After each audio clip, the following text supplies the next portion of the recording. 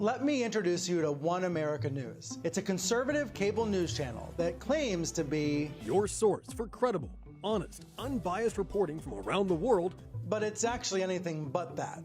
OAN is part traditional news wheel. Facebook announces a major deal. Nancy Pelosi called Joe Biden the right man for the job. Today marks National Jelly Bean Day. And part right-wing commentary. I would rather die of coronavirus a free person than live like a slave, the government engulfed in fear, panic, and no liberty. With the occasional baseless conspiratorial video thrown in for good measure. At least 40 members of the terrorist-linked White Helmets have admitted they staged fake chemical attacks to provoke retaliation against the Syrian government. There is no credible evidence to support that claim about the White Helmets. So, beyond irresponsible content and hard right commentary, OAN is probably best known for asking some of President Trump's favorite questions at White House briefings. Go ahead, OAN in the back. OAN, please, OAN. OAN. Treat me very nicely. Mr. President, your approval ratings have been the highest they've ever been. Consider the term Chinese food racist. Dr. Fauci has indicated your action in the Chinese travel ban helped America immensely. Well, that's a nice question. Thank you very much. No, I don't think it's racist. I don't think it's racist at all. Well, I love whoever you're with. That's such a nice question.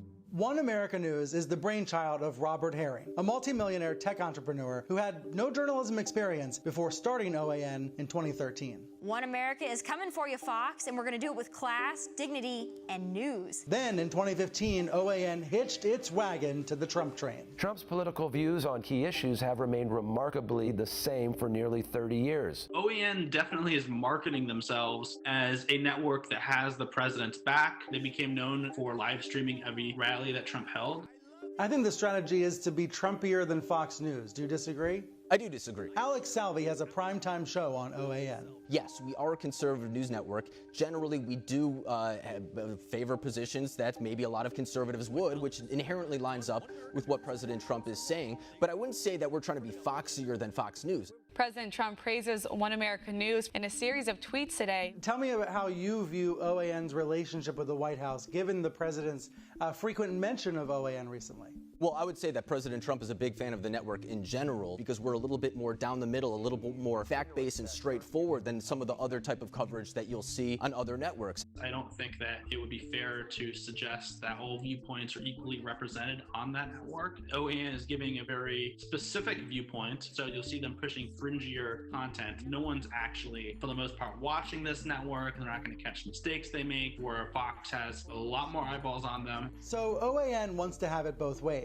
A friendly relationship with President Trump and the veil of objectivity. That's why, for most of the day, the network airs short news packages like this. Delta, the first U.S. airline out of the gate with earnings results, bled red ink. But Reuters and the Associated Press are subscription fee services. Anyone can pay for the right to use their content. And interspersed among these pieces are reports told from a distinctly conservative viewpoint. The White House press corps is littered with left-wing stooges and pseudo-journalists whose only reporting involves shouting loaded questions at the president while he's talking. But it's not just news with a right-wing slant. OAN's coverage sometimes veers into debunked reports and outright conspiracy theories. Linking the Wuhan coronavirus to a biosafety level 3 lab in North Carolina. The private investigator that came out, Rod Wheeler, he said that, Rich was maybe the one who had leaked the DNC emails to WikiLeaks. So far in this series, we found multiple crimes in Ukraine the Bidens have committed. Chanel Rion, who is billed as their White House correspondent, she has a long history promoting all sorts of conspiracy theories. Rion has not responded to multiple requests for comment from CNN. But the questions that she and her colleagues ask at press conferences and briefings are often lifelines for the president. Is it alarming that major media players just to oppose you are consistently siding with foreign state propaganda, Islamic radicals, and Latin gangs and cartels? And they work right here at the White House with direct access to you and your team. It amazes me when I read the things that I read. OAN as a network was expelled from the White House Correspondents Association in early April after violating social distancing guidelines. They are now only allowed at White House press conferences and briefings through an invitation from the White House. I think that during these briefings, he's grilled relentlessly often by mainstream journalists. And so when he sees an OAN correspondent in the room, it's kind of like a lifeboat. He's not going to get a hard question. He's going to get something that portrays him as doing an amazing job. OAN and Trump have a symbiotic relationship. One America lobs softballs, and the president raises the channel's profile. And during a pandemic, when knowing where to find reliable information has life and death consequences, this relationship can have dangerous results.